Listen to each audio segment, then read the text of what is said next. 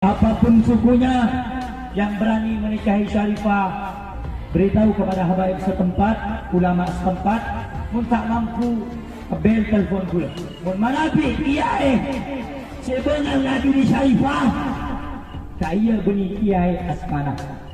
Tetapi Asmana tai.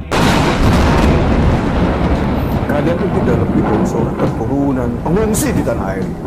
Ya, sekali lagi kalian semua ini balap. Tidak lebih dari gerombolan keturunan pengungsi.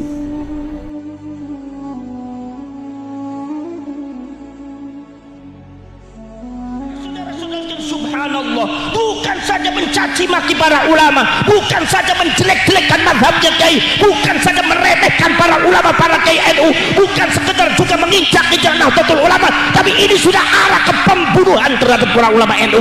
Mereka sebetulnya adalah gaya-gaya PKI, tapi menuduh orang-orang lain disebutnya PKI. PKI berteriak PKI.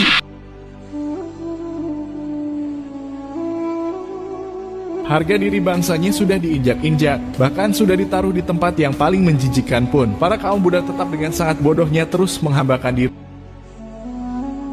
Anda lihat sekarang syarifah yang tidak taat kepada Rasulullah, membuka aurat, sekarang sudah digandeng dengan orang lain. Tubuhnya yang dari daging Rasulullah, dari Fatimah Zahra, sekarang sudah dinikmati orang lain. Sekarang sudah dinikmati orang lain. Seorang yang bukan habaib, bukan daripada Bani Alawi, menikahi Syarifah yang darahnya bersambung dengan Nabi Muhammad SAW, sampai hari kiamat ibadahnya ditolak oleh Allah Subhanahu Wa Taala, terkecuali bisa mengembalikan keperawanan Syarifah tersebut. Mun manabi kiai sebenarnya ngadu di Syarifah, kaya beni kiai Asmana. Tetapi Asmana tai. Assalamualaikum warahmatullahi wabarakatuh. Lagi rame ada seorang oknum Habib yang berpidato keras gitu ya. Kalau ada kiai yang menikahi Syarifah berarti kiai titik-titik gitu. Wow, itu berlebihan itu. Begini ya, setiap orang itu di dalam menikah itu punya keinginan. Ya boleh-boleh saja keinginannya menikah. Setiap keluarga punya keinginan, tetapi semuanya itu akan kembali kepada takdir. Nah kalau takdirnya sudah begitu gimana lagi? Nah yang penting nikahnya sah secara syariat, sudah selesai. Dan kita itu yang paling penting tidak usah ikut terlalu dalam urusan keluarga orang lain. Jangankan orang lain, orang tua kepada keluarga anaknya tidak boleh terlalu dalam ikut. Jadi di rumah tangga itu ada pagar gitu ya. Yang penting perempuannya mau, sudah titik gitu ya. Yang penting perempuannya mau. Saya kira itu. Ba'alawi sudah batal sebagai dzurriyyat Nabi Muhammad sallallahu alaihi wasallam berdasarkan kajian pustaka. 2. Ba'alawi sudah mustahil sebagai dzurriyyat Nabi menurut hasil tes DNA. 3. Dzurriyyat Wali Songo harus menjadi pionir penyadaran umat Islam akan bahaya klaim Ba'alawi sebagai dzurriyyat Nabi Muhammad sallallahu alaihi wasallam. Dzurriyyat Wali Songo tidak boleh berhenti menyadarkan kaum muslimin bahwa Ba'alawi bukan dzurriyyat Kanjeng Nabi besar Muhammad sallallahu alaihi wasallam sampai mereka menghentikan klaim itu dan menghapus seluruh video di YouTube, Facebook dan media sosial lainnya, dan menghapus seluruh video di YouTube, Facebook dan media sosial lainnya tentang klaimnya itu.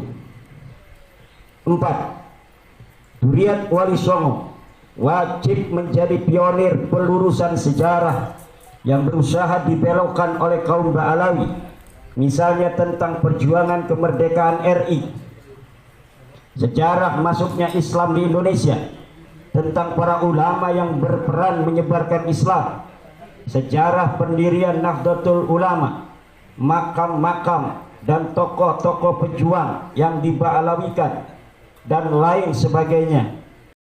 aulia yang kita kenal di Indonesia ini, mereka itu aulia dari Yaman, Hadramut, terutama Tarim dan sekitarnya, Fajir Muqaddam, Muhajir Allah Ahmad bin Isa, dan Pulau Jawa Indonesia ini dikatakan bintu Tarim. Ini punyanya aulia Tarim. Tapi kita pernah dengar dari para salihin bahwa Indonesia ini milik aulia Tarim. Indonesia ini milik aulia Tarim. Anjing, babi. Diam saudara. Jagain lonte, iya. Tinggal tunggukan mengalir darah suci dari Rasulullah.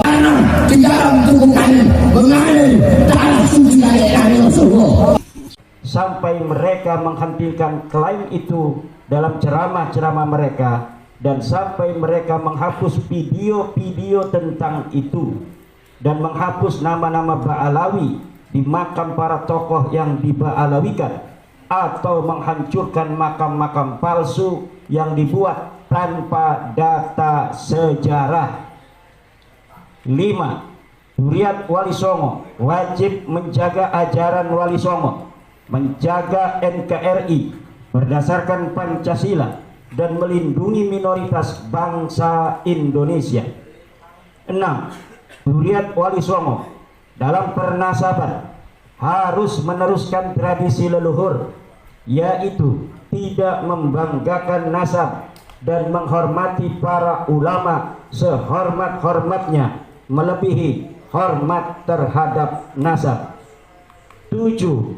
Duriat Wali Songo harus membentuk organisasi atau perkumpulan yang menjadi majelis komunikasi para Duriat Wali Songo dan seluruh ulama penyebar agama Islam senusantara dan para kesultanan senusantara.